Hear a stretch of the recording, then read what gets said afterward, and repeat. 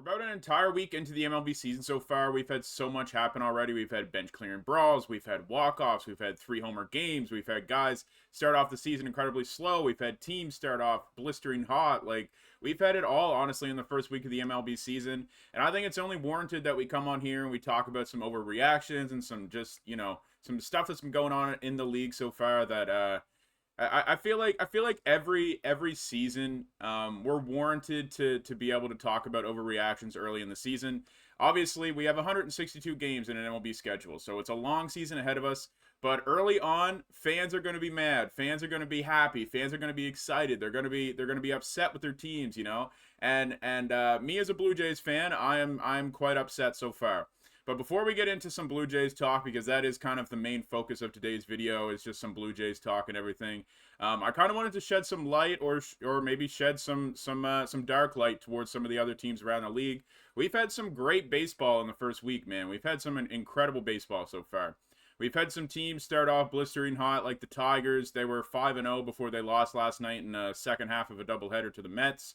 We also had the Pirates are playing extremely well right now. Their bullpen is playing really well. Their pitchers are playing really well. Their offense is incredibly good so far. Now I think their offense is a little bit too good. Like Cabrian Hayes is hitting like 400.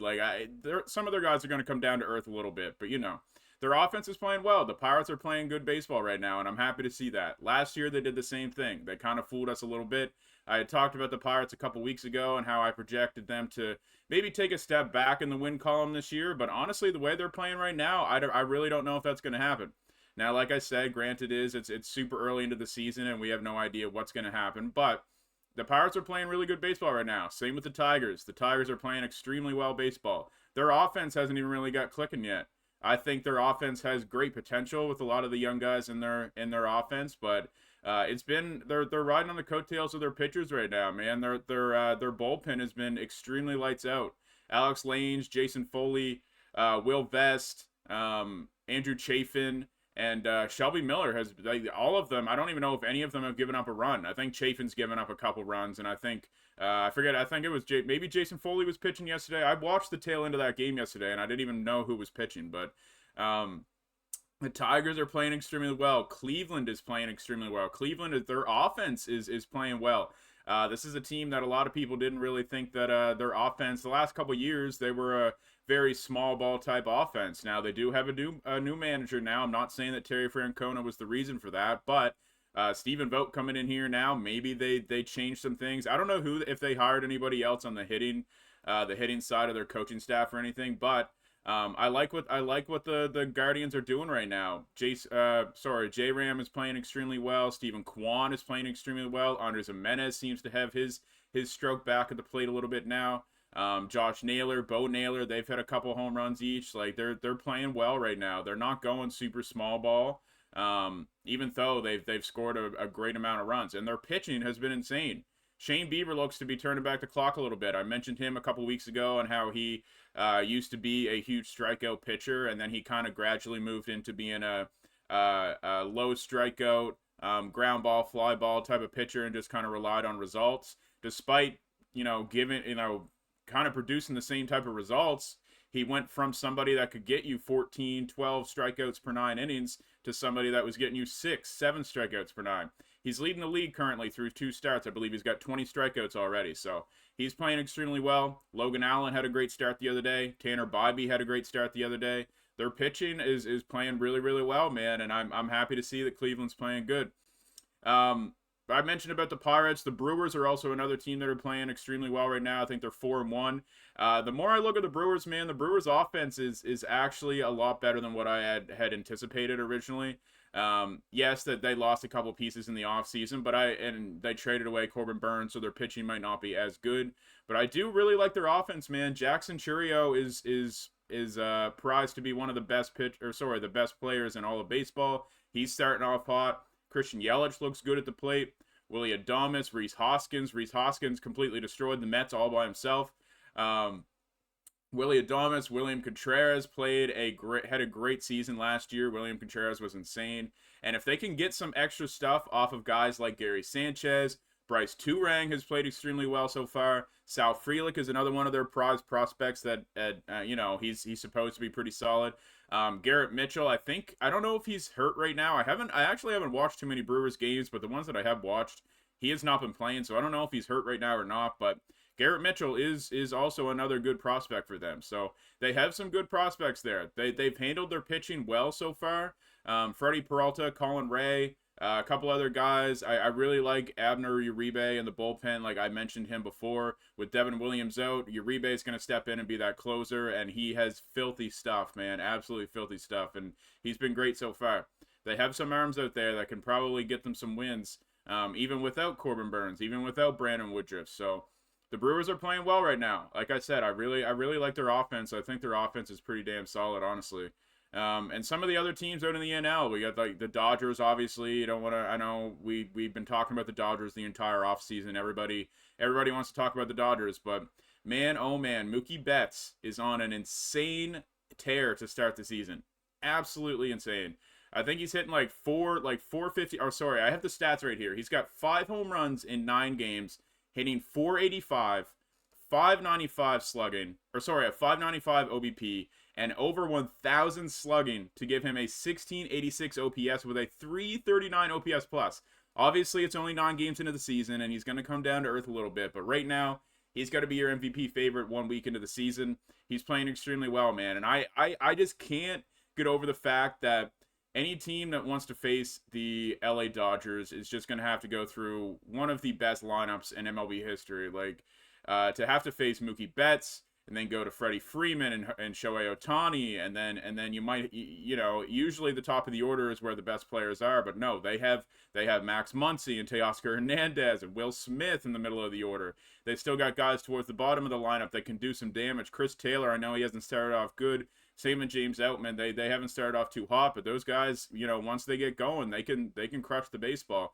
Same with Kike Hernandez. We've seen him be kind of like a glue guy for the Dodgers over the majority of his career. Now I know he went played some other places in recent years, but with the Dodgers, he's always been like a glue guy and somebody that can provide good offense when need be.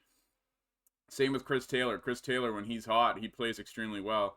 And their pitching has been pretty solid. Bobby Miller's made some good starts so far. Their bullpen has been playing really well. Evan Phillips, some question marks were about Evan Phillips. I always have question marks about these relievers that come into like their 30-plus age season and they've only been playing really good baseball for a couple seasons. I just never know, because with relievers, you never know, man. Like some reliever can have an insanely good season and then completely fall off the face of the earth next year. Evan Phillips, this is like his 3rd, 4th year now where he's been one of the best relievers in all of baseball. So, and he's starting off extremely well once again. Props to the Dodgers pitching staff for being able to work with him and bring the best out of him, because he bounced around some other teams. Like he was with the Rays a few years ago, and they couldn't get the most out of him. So to go to the Dodgers, go from Tampa Bay, that is historically known for getting the most out of their pitchers, to go to the Dodgers and be able to get the most out of you is incredibly important.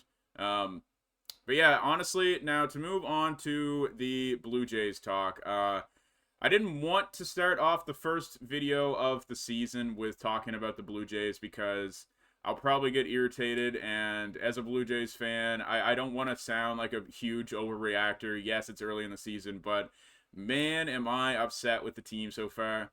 We are at a historically low pace when it comes to offense. We've played 7 games so far. When you guys are watching this video, we will have probably played 8. We are 3-4. Somehow we have 3 wins. I have no idea how. We played 2 games against Tampa Bay where we scored 8+ runs. And the other 5 games, we have scored 2 or less runs. Houston had our number.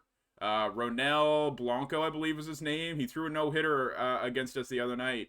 His 8th career start. 30-plus-year-old journeyman of the league. 8 career starts. And he threw a no-hitter against the Blue Jays.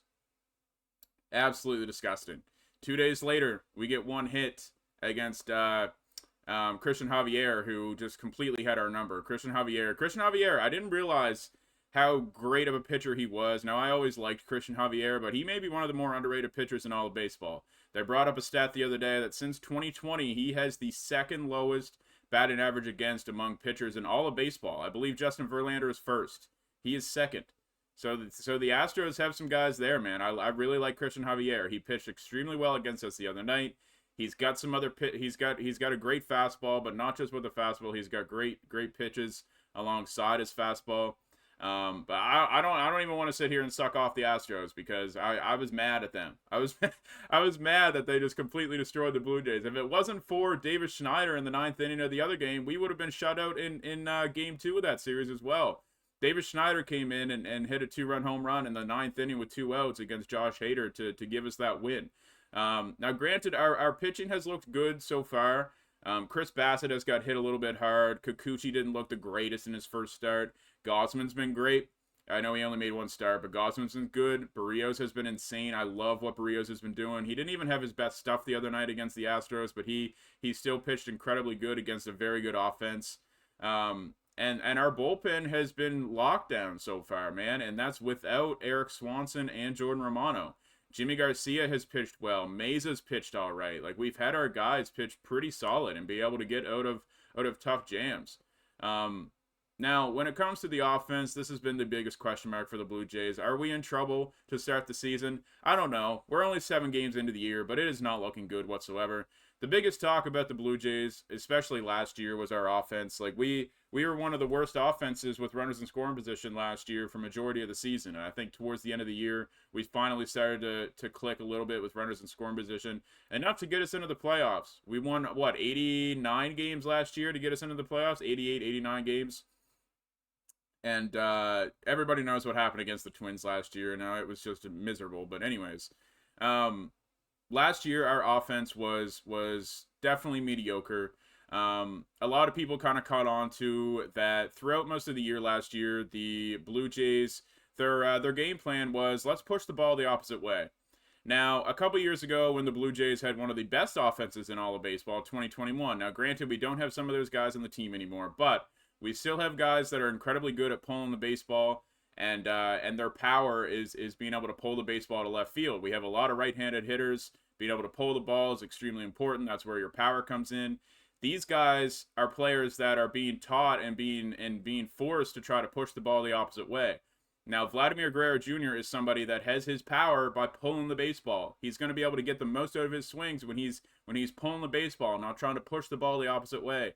I don't know if Guillermo Martinez saw guys like Bo Bichette and Lourdes Gurriel Jr., who we had a couple of years ago, be able to spray the ball to all fields and just said, let's do that. Let's get everybody in the entire team to try to do that. When we are taking away what guys are known for. Vladimir Guerrero Jr. is somebody that can pull the ball. Danny Jansen is somebody who has the power by pulling the ball. Even Bo Bichette, yes, he can spray the ball to all fields, but he is somebody that, he gets the most results when he pulls the baseball. When we had Teoscar Hernandez, he had the power by pulling the baseball. These are like that. That's just how baseball is. Dalton Varsho had a subpar offensive season last year. When he was with Arizona, he was one of the best players in all of baseball by pulling the ball to the left side. He could get the ball and hit it out of the ballpark by pulling the baseball. Just completely switch up their game plans, Guillermo Martinez. I don't know why you would need to do that. We come into this season, I felt like last year and through the offseason, Guillermo Martinez and some of the more hitting, like the hitting staff and whatnot, they would have looked at that and said, all right, we're going to go back to what we used to do that worked. 2021 and 2022, the Blue Jays had one of the best offenses in all of baseball. And last year, we completely changed that around. We would not have made the playoffs last year if it weren't for the pitching. Our pitching was incredibly good. Our bullpen was incredibly good. Our offense was subpar. This year to start the season, I just don't know if I can trust the pitching to go an entire season and pitch the way they did last year. It started off pretty solid. I will admit they've started off pretty good, but I just don't know if I can trust them to go an entire season again. Some of our guys are getting older. Chris Bassett, Kevin Gausman, they're getting older. Gausman's coming off an injury. You don't know what you're going to get from Alek Manoah. Some of the pitchers, some of the relievers as well. Like, we had some insanely good seasons. Tim Mesa was an insanely good pitcher last year. Romano and Swanson are incredibly good and talented pitchers. Can we rely on them to put up those exact results a second year in a row? I don't know. You never know what you're going to get. So I just don't understand trying to switch up that offense and go to pushing the ball the opposite way. Now, watching the Blue Jays through the first 7 games of the season, Not only does it seem like we're trying to still push the ball the opposite way, it still seems like we are just lost at the plate. One of my buddies over on Twitter, Tango85, he had mentioned that it seems like the Blue Jays, once they get down in a game, there's no way that they're gonna come back and win. Like it's almost like we have no fight with the offense. Like there's no fight. Like it's like they come up there and they just don't care. It's almost like they don't even care.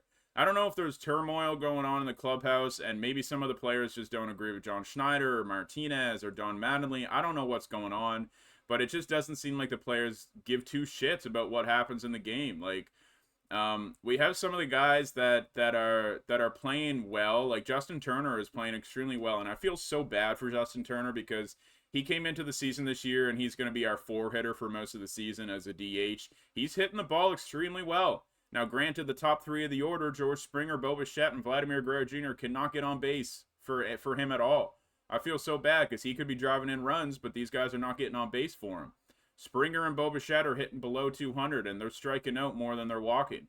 Vladimir Guerrero Jr. has taken some good at bats. He's walked a good amount. He's been selective, but it seems like he's just not getting the results. I don't know if it's a mixture of him trying to push the ball the opposite way, like I've mentioned, or what. But it's just been frustrating to watch. Justin Turner always comes up with 2 outs. I know it's only 7 games into the season, but man, it's frustrating to see. Davis Schneider, after his 2-run home run the other day against the Astros, was not in the lineup the next day. I don't know what was going on. I don't know if he banged John Schneider's wife. I don't know why John Schneider just does not want to play Davis Schneider. I have no idea. Ernie Clement as well has been somebody that's been playing pretty solid. He's been insane defensively as well. Third base, second base, shortstop, wherever you want to put Ernie Clement, he's been playing really good. And he has not been in the lineup a couple of games as well.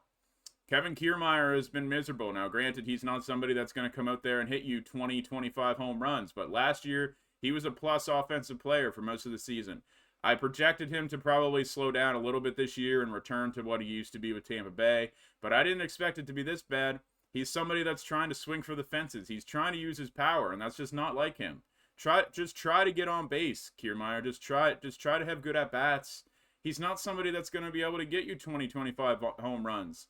He's somebody that's, last year I think he hit like 270. His OPS plus may have been just above 100. So like he was a league average hitter at best last year, and that's, with his insanely good defense in center field, all you can ask for is just a little bit of offense, and he hasn't given us a damn thing this year so far. I don't know, man. It's just been very miserable so far because the top of the order has not been very good. Coming into the season, I was like, we didn't really get that many reinforcements in the offseason for the bottom of the order. I don't mind Davis Schneider. I don't mind Ernie Clement. I was high on Kevin Biggio to come into the season. They've been solid, but they're not guys that you can trust every single day to come up there and hit you a home run or get you some more runs. You can't trust them every single day. So I was like, all right, we have a good top of the 4 of the order. We have Springer, we have Bo, we have Vlad, we have Turner, we have Kirk as well, who was a former All-Star, a good bat to ball type catcher that is insanely good defensively too. I thought, all right, some of these guys are going to be able to turn it around. Bo Bichette was great last year. Springer was good in the second half. Vlad was good. Whatever you want to say about Vlad, he had a good season last year. Now, what we wanted out of Vladimir Guerrero Jr.? Probably not. Justin Turner was great for the Red Sox. I was like, all right, you know what? We can do something. If it gets to the bottom of the order, hopefully the top of the order would have been able to do something to get us some runs. It's not been the case so far. Like I said, it's only 7 games into the season, but man, has it been a pain to watch so far. We are starting a series against the Yankees this weekend, which is not going to be any easier. They're 6-1 to start the season. Their pitching has been good. Juan Soto's been insane to start the year. Even some of their other guys haven't officially clicked yet on the offensive side, and they're winning baseball games every single day. So it's gonna be a tough testament this weekend. I've been a frustrated Blue Jays fan. I think this is the most frustrated I've been through the first week and a half of the season so far. I'm usually somebody that, I like to be optimistic. I like to see what's going on. I like to, gauge what's happening. But after last year, with the hitting that we had last year, I just was so happy to be able to see the off season, and I was like, you know what? We didn't deserve to beat the Twins last year. We didn't even deserve to make the playoffs with how our offense was. Let's go into the off season. Hopefully something can knock into their heads and get into Guillermo Martinez's head and change the offensive pattern. Why did we go away from what we did a few years ago? I will never understand that. But yeah. Anyways, that's probably going to be the rant for for a Blue Jays fan today. I do I do apologize because that's something that you guys don't see. Like you guys might see me over on Twitch talk a little bit about the Blue Jays. I talked about them sometimes this week as well. It's been frustrating. I ain't gonna lie. I'm somebody that when I watch the Blue Jays game, I analyze everything instead of like verbally blurring out. Like I don't yell at the TV. I don't yell at the monitor. I don't scream at these players. I analyze everything and then my frustration starts to boil. So I come on here and then I talk to you guys about it. But anyways, that's probably going to do it for us this week. This has been an insanely good week of baseball for pretty much every other team besides the Blue Jays. Granted, there's been some other teams that have been playing poor, but those teams are what teams we projected to be playing poor. The Rockies, the A's, the White Sox, they're not playing good. We projected them to not be playing good. I was, and maybe this is a little bit of biasness, but I was projecting the Blue Jays to be playing a little bit better than what we have been. Now, we have been playing some good teams. The Rays, the Astros, and then this weekend, the Yankees. Those are some great teams to start off the season against. And I'm surprised that we have 3 wins. We had good offense against the Rays in those 2 wins. They played well. I just hope that it can, we can just get some more out of the offense. But honestly, anyways, that's going to do it for us this week. I do apologize because, like I said, you guys don't really see me do that too often. We stream 5 to 6 times over on Twitch under the same handle, Resurrection00. And without further ado, I will see you guys in the next one.